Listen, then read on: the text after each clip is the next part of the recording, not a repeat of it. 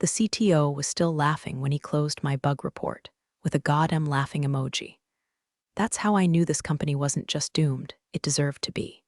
It was 2:47 a.m. I hadn't slept in 39 hours, and I'd just found a bug that could kill a live session if a user account switched from Mountain Standard Time to Pacific Mid-Authentication. A rare edge case, sure, kind of thing that only happens if someone logs in from Arizona during the daylight saving rollback. But when it hits, the app doesn't just crash, it panics. The session token loops, memory dumps get dumped, and somewhere deep in the backend, our servers try to parent a null object like it's a bastard child they forgot they had. I submitted the ticket with screenshots, logs, and a detailed scenario breakdown, even highlighted where it might overlap with the analytics engine and cause a false positive in user behavior reports. 3 minutes later, the CTO responded in Slack with, and I quote, "Elmao, are you serious? Real users don't live in edge case's face with tears of joy," and closed the ticket. Closed it, didn't ask a single follow-up, didn't even skim the logs. I stared at the screen, blinking hard. My coffee was cold, my fingers were trembling. My dignity felt like it had just been soft-launched off a cliff. It was the 6th time this month something I flagged got ignored for not being investor sexy. Meanwhile, our UI team was working overtime to animate a Gotham Llama mascot that danced whenever you saved your profile. Delight the user, the CEO chirped in the all-hands.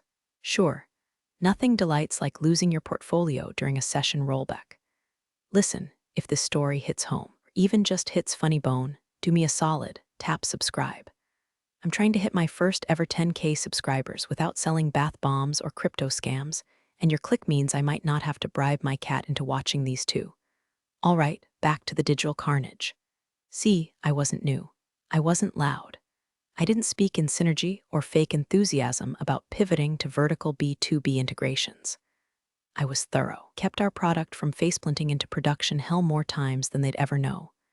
And every time I brought up a flaw, especially one that didn't have a sexy UI or a viral use case, the CTO swatted it away like it was beneath him. His hoodie said move fast, break things. I guess he thought QA stood for quietly accept, but I'd started keeping my own records.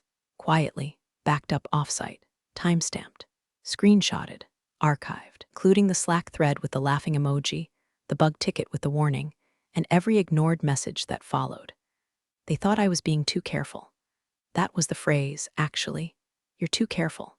This is a startup, not a hospital. No, dipshit, this is exactly why we need to be careful. You don't know pain until you've watched someone lose access to their entire user dashboard because a JavaScript timestamp decided it was November twice. I wish I could say that was my breaking point. It wasn't. I stayed. I bit my tongue. I reviewed another 217 commits that week. I filed 8 more bugs. 5 got ignored. 3 got marked as low priority. The dancing llama got another update. It could now do a TikTok spin when you entered a promo code. And I kept thinking about that Arizona account, because it did happen. It already happened in test, just not in prod yet. If some poor intern or investor demo ran that exact region mismatch live, the system wouldn't just freeze. It would expose debug logs. It would crash publicly. It would vomit every raw error code and fail stack trace on screen like a drunk college student retching alphabet soup at finals. But hey, what do I know? I'm just the girl who found the bug. We were 21 days out from our Y-Combinator demo. The CEO had started using the word narrative like it was a freaking vitamin deficiency. We need a narrative arc, he said during one of the all-hands. Pacing in his all-birds like a TED talk was about to rupture out of his mouth. Something that sells our vision, not just the tech. Investors don't invest in products. They invest in stories.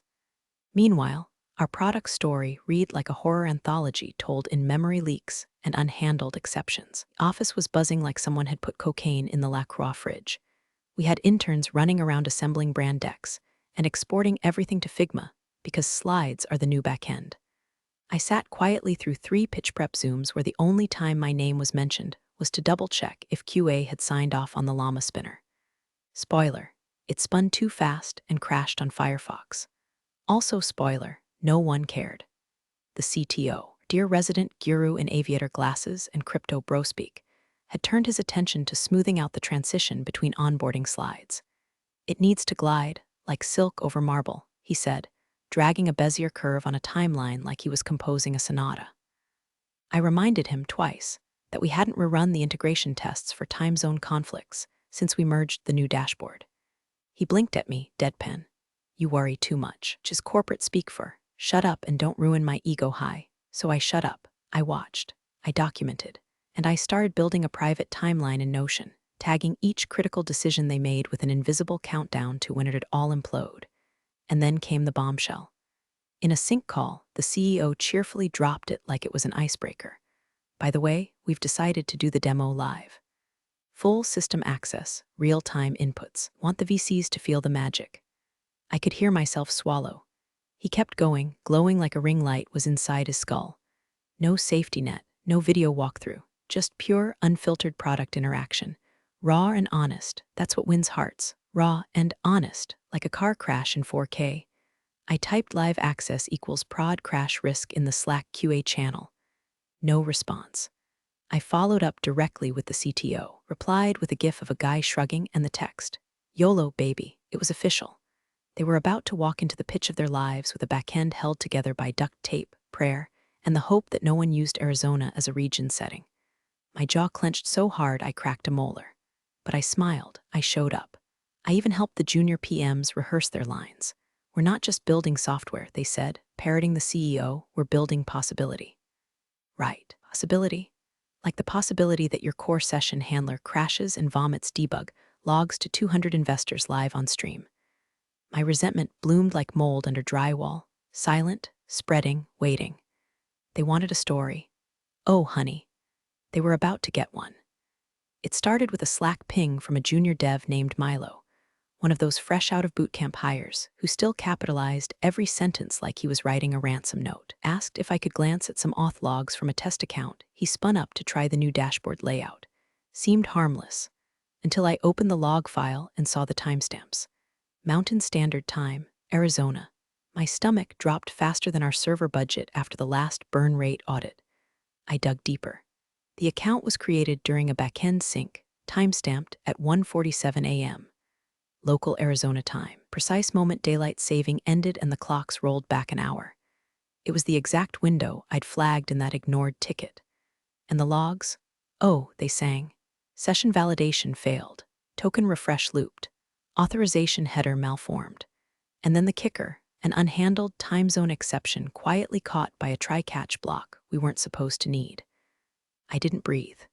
I just stared at the console like it had whispered my name in a horror movie voice. I sent Milo a polite thank you message and asked if he'd noticed anything weird during his test. He replied, yeah, the page glitched and logged me out, but I thought it was just my Wi-Fi lol grinning face with sweat God help me. I took a screenshot of everything, session logs, timestamps, error trace, even the environment variables.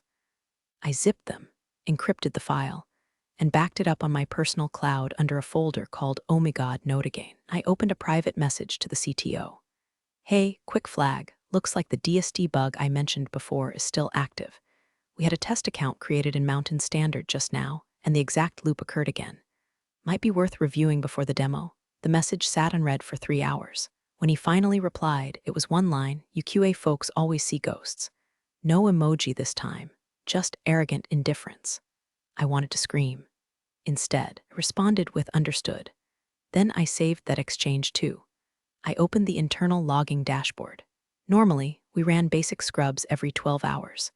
But tonight, I kicked off a manual run on all error codes tagged with DSD, time offset, or unauthorized loop. What came back was sobering. 17 silent failures over the past 6 weeks.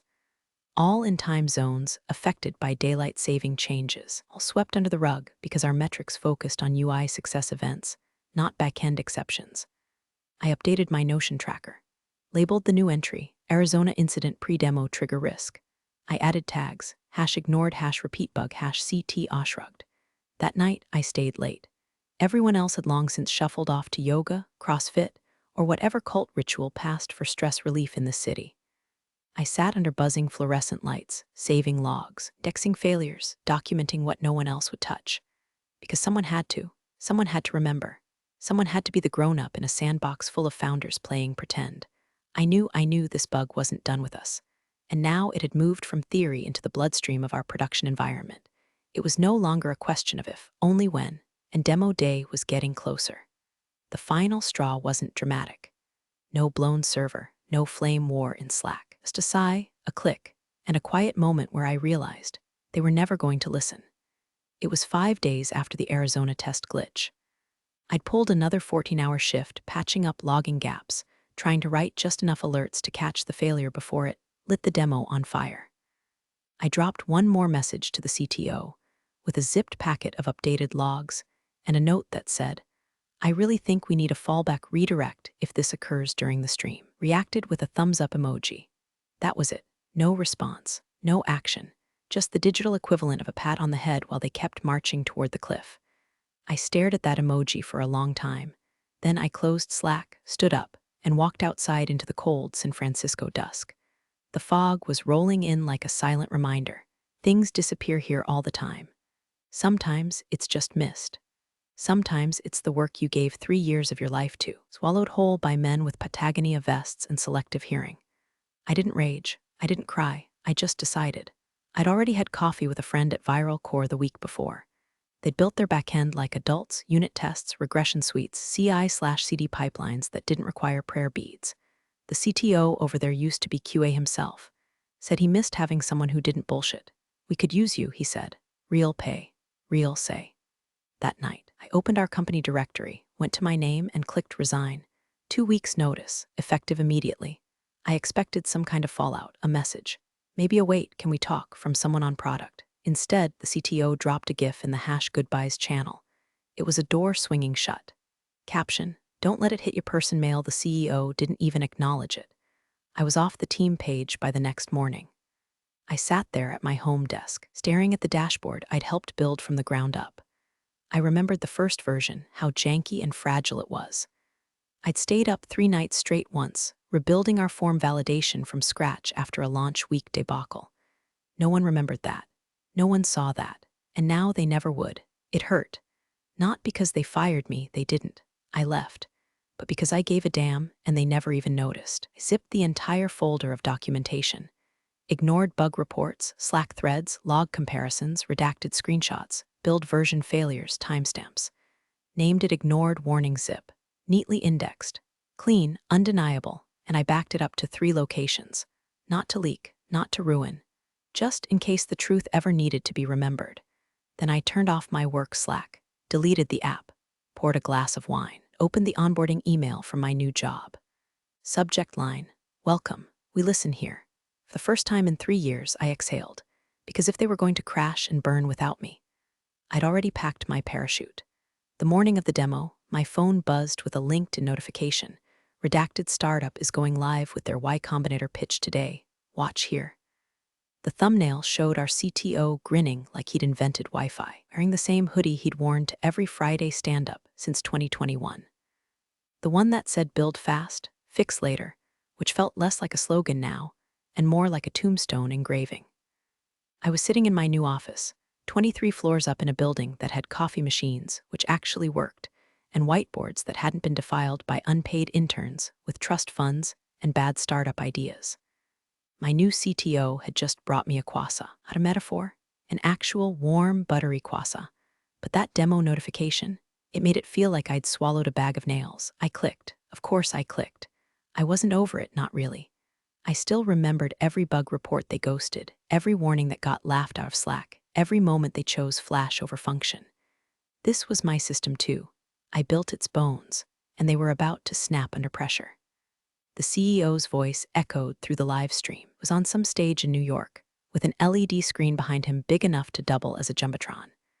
"We're not just redefining finance," he said, pacing like a game show host. "We're rehumanizing it." Jesus. Then he gave the mic to the CTO.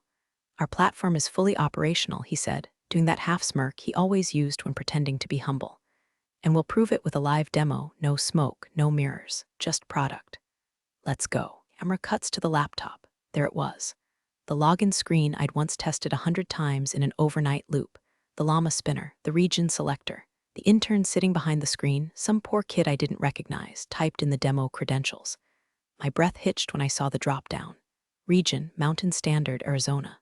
My chair creaked. The same conditions, same setup, same time window. They'd recreated the exact scenario that triggered the Arizona bug. Opened my notes, confirmed it. The time on the stream, 1:59 a.m. Arizona DST rollback day. The black hole moment where 1:59 becomes 1 o'clock again and servers forget how time works. The precise seam in spacetime I had warned them about in 3 separate reports. I wanted to scream at the screen. I wanted to throw my coffee at the window. But instead, I just leaned back in my chair, hands folded over my stomach, feeling the cold, creeping pulse of déjà vu run down my spine like a spider in a trench coat.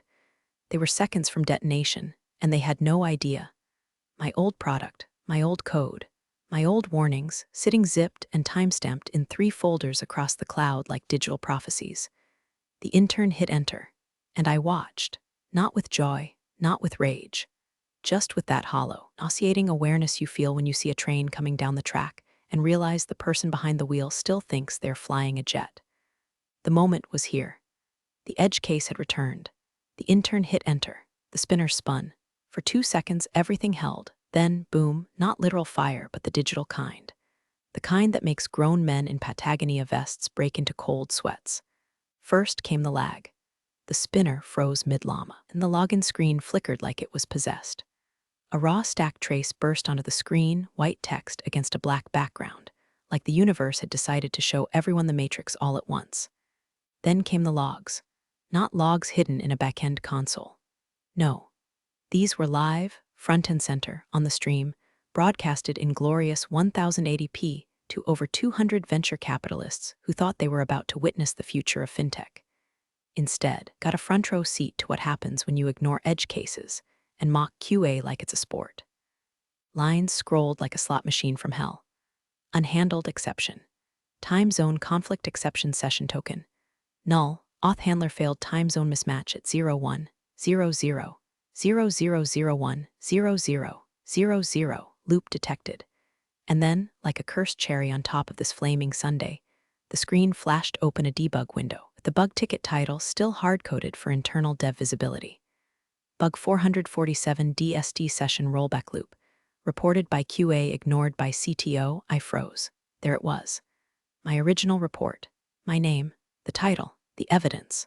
All of it projected across a YouTube live stream, Slack shares, linked in reposts, and probably 3 Discords by now. The CTO blinked hard, reached for the mouse like he could scrub reality backward. But the panic was already spreading. The CEO's mic was still hot. He was whisper screaming at someone off camera. A voice, maybe a producer, said, "We're still live. We're still live. Oh my God, we're still live." Investors were watching raw source code stream across their screens like a postmortem in real time. My phone lit up with 3 texts. One from Milo. One from someone still on the product team. One from a number I didn't recognize. All said variations of "holy shit." And I just sat there, back straight, heart steady, mind blank. Not happy, not smug, just quiet. Because in that moment, I felt something I never expected, validation so sharp it hurt. This wasn't a win, not yet. This wasn't revenge. This was truth. Cold, undeniable, dreaming at 60 frames per second with my name accidentally burned into the bottom of a digital obituary. The camera cut back to the CTO. He was sweating. Not the sexy, I just pitched hard kind of sweat. The I just realized everything I mocked is now lighting my career on fire kind of sweat. The CEO appeared on stage, smiling with the desperation of a man actively drowning in front of a crowd. Technical hiccups. He chirped. Part of building live. Innovation means chaos, right, folks? No one clapped. The chat was brutal. Elmau, did they just expose their own QA receipts? I just invested in their competitor last week. Feeling good about that now. Bro said edge cases weren't real. Face with tears of joy, I stared at the frozen login screen, at the collapsed token, at the stack trace echoing everything I'd tried to warn them about. And I whispered, just to myself, I told you. It wasn't joy. It was justice. The meltdown had barely cooled, and already the spin machine kicked into gear. By that evening, the CTO was flooding every channel with excuses. First came internal testing environment leaked into prod. Then someone must have toggled the wrong flag. Then my personal favorite, legacy code from the early days, we had no way to know. Except they did know. I told them. Repeatedly. with logs, with warnings, timestamps, and Slack threads so annotated they'd make a crime scene investigator blush. Y-Combinator paused everything. Not officially, they don't send smoke signals when they ghost you. They just stop replying. Demo recap emails went unread. Calendar invites got rescheduled indefinitely. VC partners who were once tripping over themselves to get exclusives were suddenly in Bali or re-evaluating portfolio risk. Meanwhile, my new company, inbox blew up. We weren't even at demo stage yet. We just had a beta product with clean logs and a real QA process. But suddenly our roadmap was very interesting to investors looking for a similar solution without the public execution. At lunch, my new CTO poked his head into my office, smiling. "You see the stream?" I nodded. Yeah, he didn't ask more, didn't need to. Just handed me another kwasa. Almond this time, across town. Blame game turned into a massacre. The CTO tried to frame it as a freak anomaly, claimed the region-setting bug was undocumented, said it originated in an old vendor auth library. But then someone from product pulled up my original ticket, complete with logs, my report, and his reply, the laughing emoji, still bright yellow, like a rotten smile. The CEO lost it, screamed, according to a friend still inside, humiliated us on a global goddamn stage because you couldn't take a QA report seriously. The board meeting that followed was bloodless but brutal. One investor outright said, "If this is how you treat critical warnings, you're not mature enough to scale." Staff started quietly updating their resumes that night. Engineering leads ghosted Slack threads. I got 4 messages from people asking if Viral Core was hiring. I didn't gloat, didn't post memes or tweet "told you so." I just opened my inbox, dug out one email, the original bug report I'd sent 5 weeks before the crash. I forwarded it to the generic engineering alias over at my old job. No note, no subject line, just the truth. Let them file it under what might have been. Then I zipped up my ignored warnings folder one last time and archived it. This wasn't revenge. It was a conclusion. 2 weeks later, a press release went out. Viral Core announces public beta, fintech without the fires. It wasn't flashy. No dancing llamas. No over-designed onboarding flow with micro-interactions that made your GPU cry. Just a clean, stable platform that worked, that respected users, that had unit tests, QA sign-off, and yes, timezone handling that didn't treat Arizona like a war crime. By noon, TechCrunch picked it up. By 2 p.m., Y-Combinator Scout emailed our VP of product. By end of day, the same investors who had sat front row to my former employer's flaming wreckage were booking calls with us like nothing ever happened. Money moves fast when it smells blood, and the blood was thick on the walls of my old company. First went the front-end lead, then 2 PMs, someone on DevOps who messaged me privately. "Your bug report screenshot is now a training slide titled Why We Listen to QA." I almost laughed, but I didn't. I just sipped my coffee and watched from afar as their ship took on water in real time. Then, around midnight, my phone buzzed. Unknown number. One line. Wish we had listened. It was my old manager, the one who used to nod while I spoke, then promptly forward my concerns to Slack oblivion. Stared at the message a long while before locking the screen. No reply. Because some apologies don't come with dignity. They come late, after the meeting room's empty and the product's broken, and the only person who warned them already built something better. At my new job, we ran launch RetroS on whiteboards. We had a bell someone could ring when QA caught something ugly before it shipped. They called it the Save Our Asses bell. It rang a lot. I rang it twice last week. I kept quiet about the other company. Didn't name names. I didn't have to. The VC world's small. People knew, people talked. The CTO hadn't tweeted in 19 days. The CEO's LinkedIn went from thought leader to open to work in record time. And me? I stayed late that night, not because I had to, just because the office was quiet. The city lights flickered beyond the window like low hums of survival. Opened a folder on my desktop I hadn't touched since leaving the old place. Ignored warning zip inside it, a single PDF, the bug ticket. Still there, still clean, still true. I didn't delete it, didn't need to. I just looked at it for a moment longer than I meant to. Not with rage, not with bitterness, but with peace. The kind of peace that only arrives when you've been doubted, dismissed, and mocked, and you didn't scream, didn't break, didn't burn it all down. You just outlasted the fire. Thanks for joining the fun, you office survivors. Subscribe for more switch flicking drama. Let's make your former coworkers sweat.